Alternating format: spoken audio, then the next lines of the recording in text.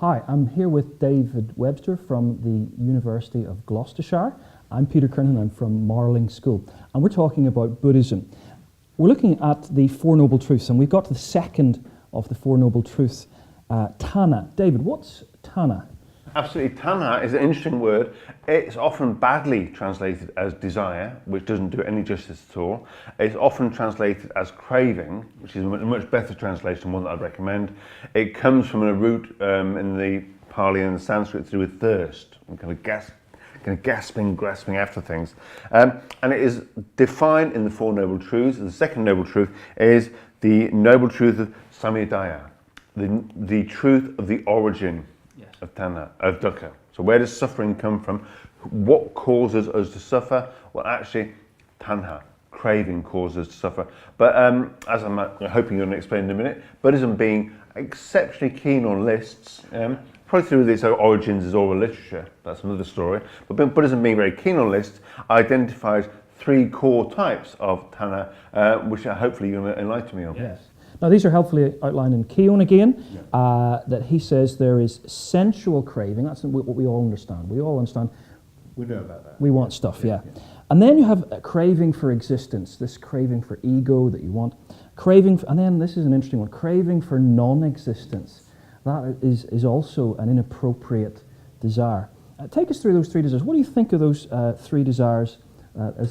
Well, the first of those, Kama Tanha, which is not only, we tend to think of sensual desires as only kind of sexual or erotic desires. It definitely includes that. An awful lot to be said in the tradition about that. But it also includes desire for cake, desire for a variety of sensual pleasures, and the avoidance of displeasures, and to be kind of warm and comfortable, not cold and miserable.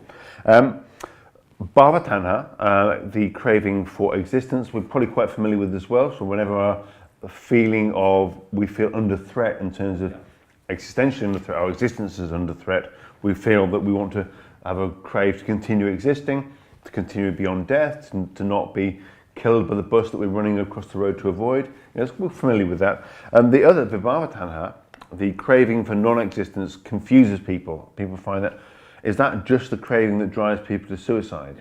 Well, it can be that, but it's also the craving to be away from things that we are not drawn towards. So if you say the flip side of desire is anti-desire, is hatred, is a desire not this, that kind of not drawing towards, but pushing against. But it's that same ferocious energy, often constituting Buddhism as on fire. Fire, very positive image in Hinduism, becomes a very negative image in Buddhism, for all sorts of historical reasons. But this idea of the power drives us away from it rather than pulling us towards it. So Tanha is the thirst and grasping, as craving, that can pull us to things or drive us from them. But it's still the same kind of strength of feeling about them.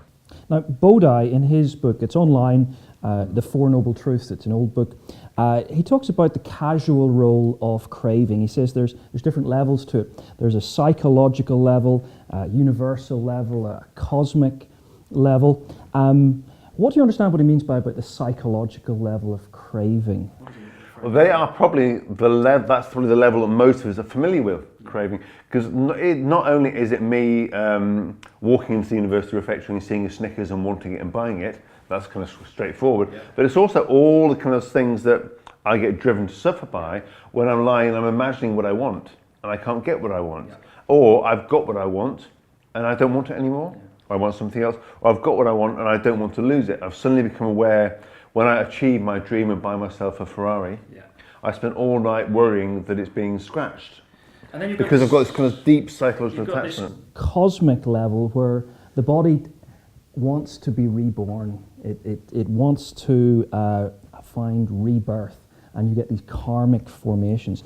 Bodhi says is at a deeper level, craving is the force which fuels the round of rebirth, samsara. Tell us a bit about, we're going to come back to that again, maybe perhaps this cycle of rebirth, but tell us a bit about dependent origination and the role of Tanha in that. Absolutely, and I can preface that by saying if people want to get better marks, but also want to kind of point out something interesting about Buddhist thought, is that what happens at the micro level, the psychological personal level, happens again at the macro cosmic level. So rebirth, individual universes go through these cycles. So the micro level and the macro level match onto each other quite nicely. So we have individual craving, we have this big picture craving as well, and I think you captured it quite well. You said it is the engine that fuels rebirth. So it is the bhava-tanha. I can't let go of existence, and this drives me. This energy forces the process of rebirth. So when I die, my psychological formations, I'd hesitate to call them spiritual in the context of Buddhism for lots of reasons, but the kind of psychological or sort of psychic aspects of myself power on, driven by all this sort of strength of burning, this on-fireness. So just broadening it out then, is there a Mahayana perspective on desire that is in any way different to the Theravada approach to desire and tanha?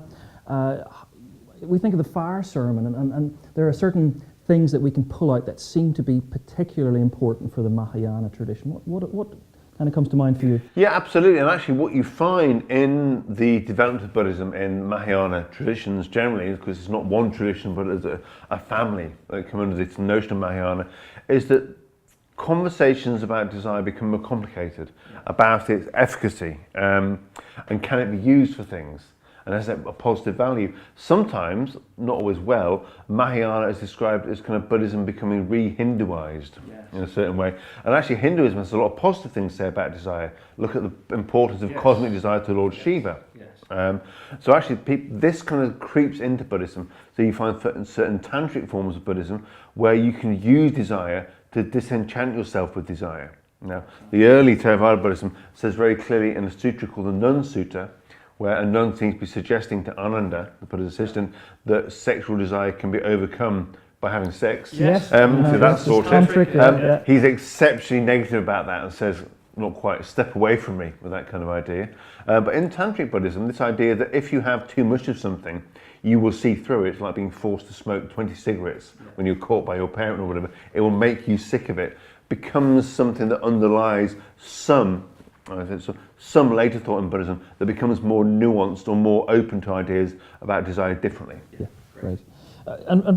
Just broadening out once again to critiques of Buddhism, some might offer here a social critique of Buddhism, that their emphasis on getting rid of desire leads to a passivity that might perhaps lead to a certain injustice, a wider sense of malaise perhaps in Buddhist societies. How might Buddhists respond to that critique of their faith? It's quite a common critique, and you often hear it from people who are very attached to the very powerful social justice movements that have arisen, for example, within Christianity or within some of the radical movements towards equality in Islam.